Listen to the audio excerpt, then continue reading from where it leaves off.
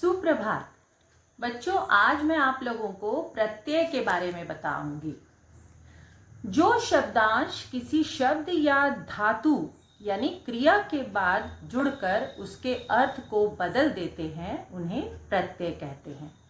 जैसे ता, मान लो ता है तो कुशल के बाद हम लगाएंगे ता तो हो जाएगा कुशलता। ठीक है, अब हम लोग आगे देखते हैं प्रत्यय के भेद। संस्कृत में प्रत्यय के 3 भेद होते हैं, कृत प्रत्यय, तद्धित प्रत्यय, स्त्री प्रत्यय। कृत प्रत्यय धातु यानी क्रिया के बाद लगता है, तद्धित प्रत्यय किसी शब्द के बाद लग जुड़ते हैं और स्त्री प्रत्यय जो होते हैं वो पुल्लिंग शब्दों को स्त्रीलिंग बनाने के लिए होते हैं। ठीक है, अब हम लोग सब प्रत्ययों के बारे में जानेंगे। कृत प्रत्यय।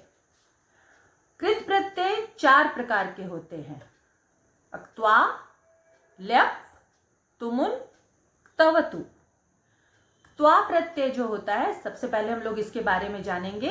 ये कर का अर्थ, जैसे खा कर, पी कर, सो कर, ठीक है, कर का अर्थ जब होता है तो हम लोग त्वा प्रत्यय का प्रयोग करते हैं। धातु के बाद लगने पर अक्त्वा का केवल त्वा ही धातु के साथ जुड़ता है। ठीक है, ये जो क जो है ना, आधा क, इसको हम लोग नहीं लगाएंगे, केवल त्वा ही धातु के साथ लगाएंगे। अब देखिए इसका प्रयोग किस तरह से होता है। देखिए अक्त्वा प्रत्यय का प्रयोग। अब देखिए ये धातु का हमने इस तरह से कॉलम बना लिया। अब देखिए क्या है, धातु, प्रत्यय और दोनों के मिलन से जो रूप बनता है और उसके बाद हम लोग अर्थ लिखेंगे। तो पठ जोड़ अक्त्वा, पठित्वा और मीनिंग हो गया पढ़ कर। लिख जोड़ अक्त्वा, लिखित्वा और लिख कर। गम जोड़ अक्त्वा, गत्वा, जाकर। देख रहे हैं आप लोग, त्वा त्वा त्वा, क का प्रयोग नहीं हुआ है, केवल त्वा ही जुड़ता है। और एक चीज और, ये जब हम लोग म हलंत जब देख रहे हैं, म हलंत और न हलंत जब धातु के पीछे आता है ना, तो हम लोग क्या करेंगे, ये म और न का प्रयोग नहीं करते हैं। हम लोग केवल पहला अक्षर लिखेंगे और उसके बाद जब अक्त्वा प्रत्यय जुड़ जाएगा तो केवल वो पहला अक्षर और त्वा हो जाएगा। तो गम जोड़ अक्त्वा तो हो जाएगा गत्वा, गमित्वा नहीं होगा। ठीक है, तो गत्वा, जाकर, उसका अर्थ हो जाएगा जाकर। नम जोड़ अक्त्वा, नत्वा यानी नमस्कार कर, कर होगा, करना नहीं, नमस्कार कर। ठीक है, अब उसके बाद है हन जोड़ अक्त्वा, हत्वा यानी मार कर। तो ये हम लोगों ने देखा त्वा प्रत्यय। अब हम लोग दूसरा प्रत्यय पढ़ेंगे, ये है ल्यप प्रत्यय। ल्यप जो होता है, जब धातु से उपसर्ग, धातु से पहले जब उपसर्ग हो, धातु से पहले, ठीक है, धातु के पहले जब उपसर्ग होता है तो त्वा लोग प्रत्यय नहीं लगाते हैं, ल्यप प्रत्यय को, ल्यप प्रत्यय लगता है और धातु में जुड़ने के बाद ल्यप का केवल य ही शेष रहता है और इसका अर्थ भी कर का अर्थ होता है। देखिए इसका प्रयोग जब हम लोग देखो करते हैं तो कैसा होता है, उपसर्ग प्लस धातु प्लस प्रत्यय। अब देखो इसका रूप कैसे बनेगा और अर्थ क्या होगा हम लोग देखेंगे। उपसर्ग है प्र और धातु, धातु के पहले उपसर्ग का होना बहुत जरूरी है ल्यप प्रत्यय के लिए।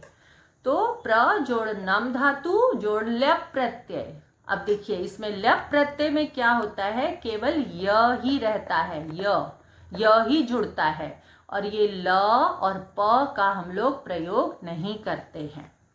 तो हो जाएगा प्रणम्य और उसका मीनिंग हो गया प्रणाम कर। अब उसके बाद है वी जोड़ हस जोड़ ल्यप, वी हस्य, तो उसका मीनिंग हो गया हंस कर। अच्छा एक चीज देखिए आप लोगों ने, य के पहले हम लोग क्या लगा रहे हैं, जो हमारा अक्षर आ रहा है वो सब आधा अक्षर हो रहा है ना। तो ये चीज हम लोग एकदम ध्यान में रखेंगे। अब है उप जोड़ विश जोड़ ल्यप, उपविश्य। आखिर में य आना जरूरी है ल्यप प्रत्यय में। जब ल्यप का प्रयोग का प्रत्यय का प्रयोग करेंगे तो य का होना आवश्यक है। उपविश्य का मतलब बैठकर। परि जोड़ त्यज जोड़ ल्यप। अब देखिए यहाँ पर क्या हो गया, परित्यज्य यानी त्याग कर। आ जोड़ गम जोड़ ल्यप मतलब आगत्य। देखिए यहाँ पर ये थोड़ा सा एक्सेप्शनल है, यहाँ म नहीं आएगा। पिछली बार भी त्वा प्रत्यय में भी देखा था हम लोगों ने, गम धातु जब था तो म हलंत जो था वो उसका प्रयोग नहीं हुआ था, केवल ग का ही प्रयोग हुआ था। तो यहाँ भी हम लोग क्या करेंगे, आगत्य लिखेंगे और उसका मीनिंग हो गया आकर। तीसरा जो प्रत्यय है वो है तुमुन। तुमुन प्रत्यय जो होता है वो क्या है, जब हम धातु के बाद इस प्रत्यय को जोड़ते हैं तो तुमुन का केवल तुम ही शेष रहता है। ठीक है, त्वा में त्वा प्रत्यय रहेगा, लेप में य जुड़ता है और इसमें तुम रहेगा शेष। अब देखिए इसका हम लोग उदाहरण देखते हैं। देखिए धातु plus Pratyaya plus is equal to रूप, कैसे रूप बनता है और अर्थ क्या है। पठ जोड़ तुमुन पठी तुम का तुमुन प्रत्यय में क्या होता है, तुम लगता है, केवल लास्ट में तुम जुड़ जाएगा। ये उ और न, उ की मात्रा और न का प्रयोग नहीं होता है, तो मीनिंग हो जाएगा के लिए। तो तुमुन प्रत्यय का प्रयोग हम लोग के लिए करते हैं। ठीक है, चल जोड़ तुमुन चली तुम चलने के लिए। खाद जोड़ तुमुन खादी तुम खाने के लिए। अब देखिए गम जोड़ तुमुन, अब यहाँ पर गमी तुम नहीं होगा, ये हो जाएगा, ये एक्सेप्शनल केस है, ये सब गम नम ये सब। ठीक है, तो गंतुम होगा जाने के लिए, मीनिंग हो जाएगा जाने के लिए। नम जोड़ तुमुन नंतुम, तो अर्थ हो जाएगा नमस्कार करने के लिए। तो ये था तुमुन प्रत्यय का प्रयोग। और आखिरी में एक जो प्रत्यय जो आप लोग को पढ़ना है वो है तवतु प्रत्यय। इस प्रत्यय का प्रयोग भूतकाल की क्रिया का बोध कराने के लिए किया जाता है। ठीक है, और जोड़ते समय केवल तवत ही जुड़ता है। इस प्रत्यय का प्रयोग तीनों लिंगों में अलग अलग होता है। पुल्लिंग जब होगा तो हम लोग तवान लिखेंगे, स्त्रीलिंग जब होगा तो हम लोग तवती जोड़ेंगे और नपुंसक लिंग होगा तो तवत जोड़ेंगे। किस प्रकार जोड़ेंगे वो हम लोग इस उदाहरण में देखेंगे। तवतु प्रत्यय का प्रयोग देखिए, धातु प्लस प्रत्यय, उसी प्रकार हम लोग चार्ट बनाएंगे और पुल्लिंग स्त्रीलिंग नपुंसक लिंग 3 कॉलम बन गए और मीनिंग हम लोग देखेंगे क्या हो रहा है। तो पठ जोड़ तवतु, अब पुल्लिंग है तो पठी जोड़ पठी हो गया, और तवान अभी हम लोगों ने पढ़ा था कि पुल्लिंग में तवान होता है, स्त्रीलिंग में तवती, तो बन गया पठितवती, और नपुंसक लिंग में तवत जुड़ता है तो पठितवत हो गया और मीनिंग हो जाएगा पढ़ चुका पढ़ चुकी या पढ़ा पढ़ी। ठीक है, गम जोड़ तवतु गतवान गतवती गतवत, उसका अर्थ हो गया जा चुका यानी गया, यानी दोनों तरीके से हम लोग भूतकाल में प्रयोग कर सकते हैं, एक चुका करके भी और एक गया सीधा सीधा। त्यज जोड़ तवतु, अब देखिए यहाँ पर कुछ एक्सेप्शनल केसेस हैं वो आप लोग को ध्यान देने होंगे। अभी देखिए ज जो है, ज यहाँ पर क में चेंज हो गया है, इसको एकदम ध्यान से देखिएगा। ठीक है, ये कुछ अपवाद हैं जो कि उनका रूप अलग से आपको एकदम लर्न कर लेना है।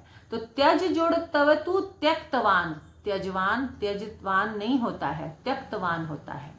त्यक्तवती त्यक्तवत। ठीक है, और अर्थ हो गया त्याग चुका या त्यागा।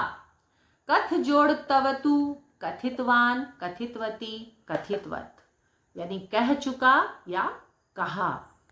क्रीड जोड़ तवतु क्रीडितवान क्रीडितवती क्रीडितवत, यानी खेल चुका या खेला। तो बच्चों इस प्रकार ये थे प्रत्यय जो आप लोग को क्लास 9 में पढ़ने हैं। कुछ प्रत्यय और हैं जो आप लोग को स्टैंडर्ड 10 में पढ़ने होंगे, उन प्रत्ययों का जिक्र हम लोग बाद में करेंगे। तो अभी के लिए इतना ही, धन्यवाद।